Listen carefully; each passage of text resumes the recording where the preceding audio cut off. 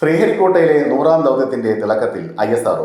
ബുധനാഴ്ച ശ്രീഹരിക്കോട്ടയിലെ Satheesh Dhawan space centre ചരിത്ര മുഹൂർത്തത്തിന് സാക്ഷിയായി. നാവിക് ഉപഗ്രഹ പരമ്പരയിലെ നിർണായക ഘടകമായ NVS-02 ഉപഗ്രഹം വഹിച്ചുകൊണ്ടുള്ള GSLV റോക്കറ്റ് പുലർച്ചെ 6:23 കുതിച്ചുയർന്നു. ശ്രീഹരിക്കോട്ടയിലെ സതീഷ് ധവാൻ സ്പേസ് സെന്ററിന്റെയും 100ാം വിക്ഷേപണ ദൗത്യമാണ് ഇന്ന് പുലർച്ചെ വിജയകരമായി ISRO പൂർത്തിയാക്കിയത്.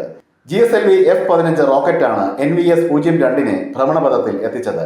സതീഷ് ധവാൻ ബഹിരാകാശ കേന്ദ്രത്തിലെ 2ാം വിക്ഷേപണ തറയിൽ നിന്നാണ് റോക്കറ്റ് കുതിച്ചുയർന്നത്. ഒപ്പം ഭാരതത്തിന്റെ അഭിമാനവും. എന്താണ് നാവിക്?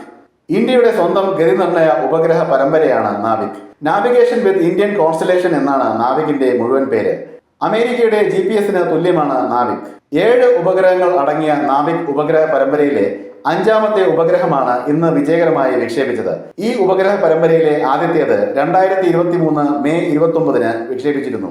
UR സാറ്റലൈറ്റ് സെന്ററിൽ വികസിപ്പിച്ച NVS-02 ഉപഗ്രഹത്തിന് 2250 കിലോഗ്രാം ഭാരമുണ്ട്. ഇതോടെ വിദേശ രാജ്യങ്ങളുടെ ഉപഗ്രഹങ്ങളെ ആശ്രയിക്കാതെ തന്നെ ഇന്ത്യക്ക് ഗതിനിർണയ സാങ്കേതിക വിദ്യയിൽ ആത്മനിർഭരത നേടാൻ സാധിച്ചു. സിവിലിയൻ ആവശ്യങ്ങൾക്കും പ്രതിരോധ ആവശ്യങ്ങൾക്കും നിർണായക വിവരങ്ങൾ സമയാസമയം നൽകാൻ ഈ ഉപഗ്രഹങ്ങൾക്ക് കഴിയും. ഇന്ത്യൻ ബഹിരാകാശ മേഖലയ്ക്കും ശാസ്ത്ര സാങ്കേതിക പ്രതിരോധ ഗതാഗത മേഖലകൾക്കും വലിയ ആത്മവിശ്വാസവും പ്രതീക്ഷയും നൽകുന്ന ഒരു സാങ്കേതിക വിദ്യയാണ് ഇന്ത്യ സ്വാശ്രയത്താൽ കരസ്ഥമാക്കിയിരിക്കുന്നത്. യുദ്ധസമയത്തും സമാധാന കാലത്തും ജയപരാജയങ്ങൾ തീരുമാനിക്കുന്നത് ഇത്തരം സാങ്കേതിക വിദ്യകളാണ്. ഒരു വസ്തുവിന്റെ സ്ഥാനം, ഗതി, വേഗം എന്നിവ നിർണ്ണയിക്കാൻ കഴിയുന്ന ഉപഗ്രഹ സംവിധാനമാണ് നാവിക് എന്ന് ലളിതമായി പറയാം.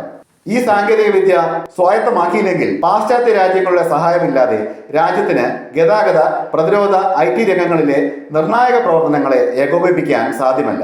മാത്രവുമല്ല, ഉപരോധം തുടങ്ങിയ നിയന്ത്രണങ്ങൾ അമേരിക്ക പോലെയുള്ള രാജ്യങ്ങൾ ഏർപ്പെടുത്തിയാൽ അവരുടെ ഗതിനിർണയ സംവിധാനത്തെ ആശ്രയിച്ച് പ്രവർത്തിക്കുന്നവർക്ക് ബുദ്ധിമുട്ടുകൾ ഉണ്ടാകും. പാശ്ചാത്യ നിയന്ത്രണങ്ങളിൽ നിന്നും സ്വതന്ത്രമായി ഗതിനിർണയ സംവിധാനം വികസിപ്പിച്ചത് വഴി ഇന്ത്യക്ക് ഈ മേഖലയിൽ സ്വാശ്രയത്വവും ഭാവിയിൽ മേധാവിത്വവും നേടാൻ സാധിക്കും. റഷ്യയുടെ ഗ്ലോനാസിനും അമേരിക്കയുടെ ഗ്ലോബൽ പൊസിഷനിംഗ് സിസ്റ്റത്തിനുമൊപ്പം കിടപിടിക്കാൻ കഴിയുന്നതാണ് ഇന്ത്യയുടെ നാവിക് ഗതിനിർണയ ഉപഗ്രഹ വ്യൂഹം.